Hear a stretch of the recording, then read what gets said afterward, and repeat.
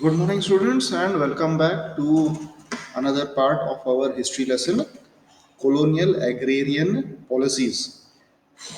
I don't know if students have had this doubt as to what the meaning of the lesson is. The topic, the title, which is that colonial agrarian policies. As I told you earlier, colonial is a word which you will be coming across many times in this year in your history. It is mainly a word which is associated with the British because the territories that they conquered and imposed their rule on, these territories were called as the colonies of the British. So that is why the word colonial. The next word, that is agrarian, basically means a very old idea or a very you know a forceful type of a policy or a rule or a law which may not be beneficial to all people but is forcefully imposed on the people, a very old fashioned kind of a rule. That is the meaning of the word agrarian. So in yesterday's class we learned about the permanent settlement. We learned about how the British had got the rights to collect revenue from the people. Basically first it started in Bengal and then slowly started spreading out to remaining parts of the country. And then they started devising different rules or different ways, methods in which they would be able to collect revenue. The first one was a permanent settlement. Again, there were lots of advantages and disadvantages to this system of permanent settlement. We learned about that also yesterday. And then going forward, next we have a system which was called as the Mahalwari settlement. This was another system which was devised by Holt Mackenzie, a British person. This person devised this idea of Mahalwari settlement, of how revenue could be collected. In fact, if you see this Mahalwari settlement, it could be maybe one of the better ones compared to the permanent settlement. There were lots of improvements in this method of collecting revenue, income, and there were so a few techniques which were used in this Mahalwari settlement, which till date also is used by the Indian government a little bit. A few ideas of those are used by the Indian government for collecting land revenue from the people. So let us see what this Mahalwari settlement is. By the early 19th century, the company officials were planning to change the revenue system. A new system was devised by Holt Mackenzie. Mackenzie was convinced about the importance of villages in the North Indian society. He wanted to preserve this important social institution. He sent collectors to different villages to take a survey. Data regarding land size and type and customs and rights of different groups were collected. The revenue estimation was done for each village.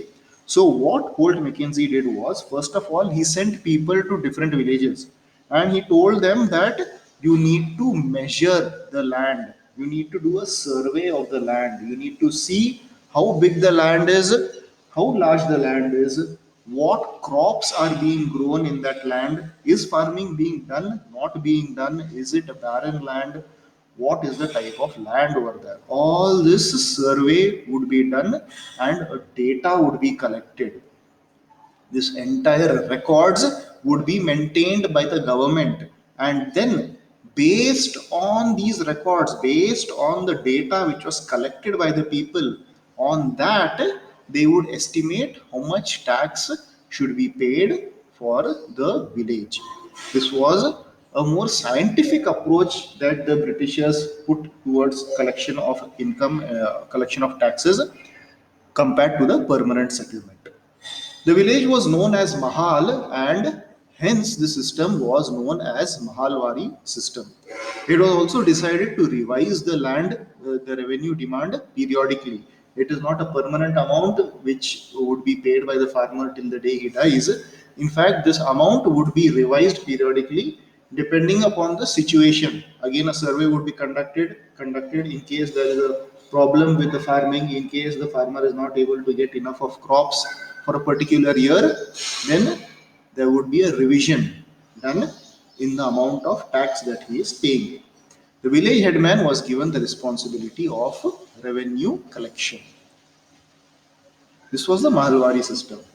Another system also which was developed was the Munro system. Now, this system was also known as the Rayotwari system. There were a few other names for this system.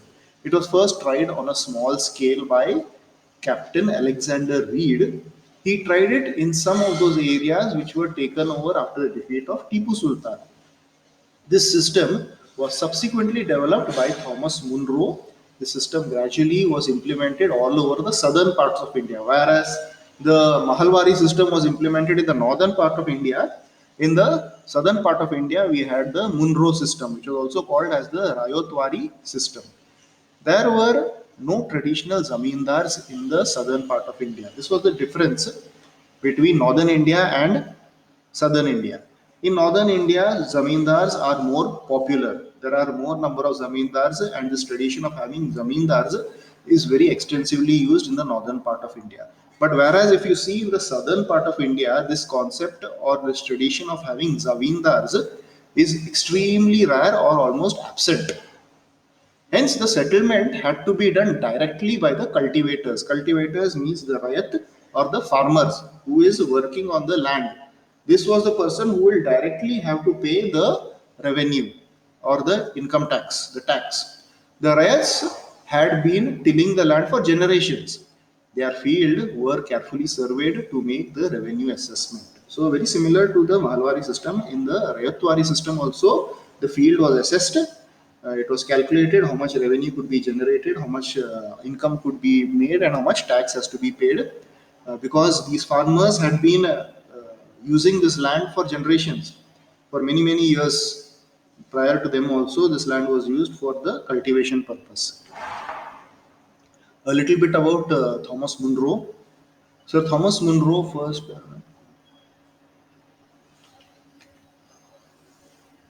Okay. So now that we have learned about these two ways of collecting income tax, let us see what was the problems with these and how it actually did not benefit the Indians in any way. In fact, this was a problem for the Indians.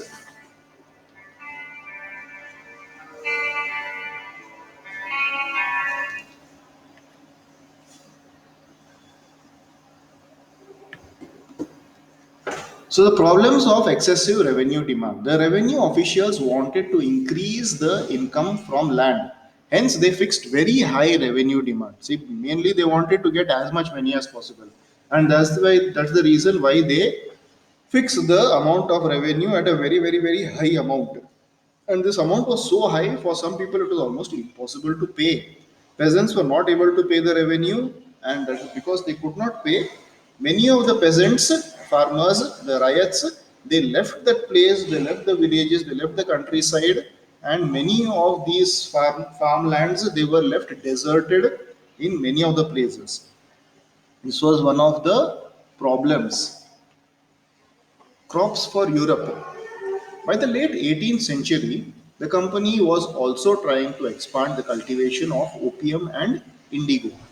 In the subsequent 150 years, the British also persuaded or forced the cultivators to produce other crops like jute, tea, sugarcane, cotton, wheat, rice, all this to be supplied to Europe.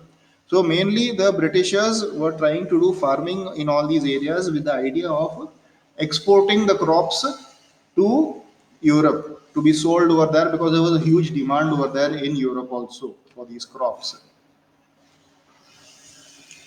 Now, one such crop which had a huge demand in Europe was indigo. Now, indigo is a crop which was known for its color. Indigo is a color, one of the colors in the rainbow also. And this color is a very deep bluish purplish color which comes from the indigo plant. And the indigo plant is a little expensive plant. The amount involved in the sale and removal of indigo, no, it's very, very expensive, and had a huge market, a very, very big market in Europe. The tropical climate, the type of climate that we have in India and many of the tropical countries, is good for indigo plantation. By the 13th century, Indian indigo was being used in Italy, France, and Britain. But the price of indigo was very high, and hence a small amount of Indian indigo would reach the European market because it's a very expensive process for cultivating this indigo. There was another substitute to indigo which was called as woad.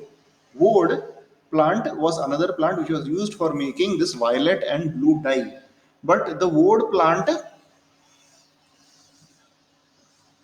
was available in easily available in Europe, but the quality of this woad plant was not as good as the indigo. Woad was grown in northern Italy, southern France, and in parts of Germany and Britain. The woad producers in Europe were worried about the competition from indigo and hence pressurized their governments to ban the import of indigo. But indigo was preferred for cloth dyes. This is mainly because the color which was produced by indigo was a very rich blue color and very beautiful to look at. So woad produced pale and dull blue color. It was not good as compared to indigo. By the 17th century, European cloth producers pressurized their governments to relax the ban on indigo import. Once this ban on indigo import was relaxed, indigo cultivation was started by the French in Saint Dominique in the Caribbean islands. Similarly, the Portuguese began indigo cultivation in Brazil, the British in Jamaica, and Spanish in Venezuela. Indigo plantations were also started in many parts of North America. So these were the places where indigo plantation started because of the huge demand for this particular plant in Europe. By the end of the 18th century, industrialization began in Britain and cotton production expanded manifold. This created an enormous demand for cloth dyes. Because of the increase in cotton production, there was an increase in production of cloth, and because of the increase in production of cloth dyes, that is the coloring which is used for these cloth, that demand increased, and subsequently, because of that, the demand for indigo also increased. The existing supplies of indigo from the West Indies and America collapsed due to various reasons. The indigo production in the world fell by half between 1783 and 1789. And this meant that there was increasing demand for Indian indigo because other countries were not able to supply this indigo. This was how a indigo factory would look like in India. So, India, a major source of indigo. The company looked for ways to expand the area under indigo cultivation in India. From the last decades of the 18th century, indigo cultivation in Bengal rapidly expanded. Only about 30% of indigo imported to Britain in 1788 was from India. This figure went up to 95% by 1810. Commercial agents and officials of the company began investing in indigo production to increase their profit. Many company officials even left their jobs to look after their indigo business. Many people from South Scotland and England came to India and became planters to grab the opportunity. The company and banks were giving loans for indigo cultivation at that time. So you can see over here what is happening is a huge demand for indigo, Indian indigo basically in the European countries, and many people were just jumping into the cultivation of indigo. They were able to get bank loans at very less interest rate, and hence they grabbed this opportunity to have their own indigo cultivations in India. So here, what you have on your screens are a few, designs from the late 18th century. This is called as a Kalamkari print, a very popular kind of printing work which was happening in India, and the indigo dye was used over here for creating this Kalamkari print. It had a huge market. These prints had a huge market in England. Okay, so this was all about indigo cultivation, how the demand for indigo in the markets increased, and now that we have read about this indigo cultivation, the increased demand for the markets, let us see how indigo was actually getting cultivated in India. There were a few different systems which were adopted by the people. because they also had to pay revenue, right? They also had to pay taxes. So one of the popular systems was called as Nij cultivation, Nij, Nij cultivation. In this system, the planter would produce indigo on those lands which were under his direct control. So the planter had a piece of land which was under his direct control, and using this land, he would use this land for cultivating the indigo. The planter either bought the land or rented it from the zamindar. He directly employed laborers to produce the indigo. This was the Nij type of cultivation. Now, the problem with this niche cultivation is the crop of indigo itself. Indigo requires extremely fertile land. Okay, and in densely populated areas, it cannot be grown. So, it requires extremely fertile farmland where this indigo can be grown. They attempted to lease in the land around the indigo factory. While doing so, they evicted the peasants from the area. Peasants' eviction also created conflict and tension because they wanted to have more land under this indigo cultivation. In this process, they would remove people from their houses and places and use up that land for the cultivation of indigo. A large plantation required a large number of workers. Work at indigo plantation coincided with the time when the peasants were busy with rice cultivation. So, hence, mobilizing the labor for indigo cultivation was again a different task because the season of indigo it clashed with the season of rice cultivation, which is a very popular crop in India. Rice is an extremely popular crop in India. So this coincided with that, and that also created problems for indigo cultivation. Another system which was being used for cultivation of indigo was the Rayoti system. Under the Rayoti system, indigo cultivation was done by the ryots, that is the farmers. The planters made the ryots to sign a contract. The planter would make the farmer to sign a contract, sort of agreement, and sometimes they pressurize the village headman to sign the contract on behalf of the farmers. After signing the contract, the farmer got cash advance from the planter. But after taking the loan, the riot was committed to grow indigo on at least 25% of his land holding.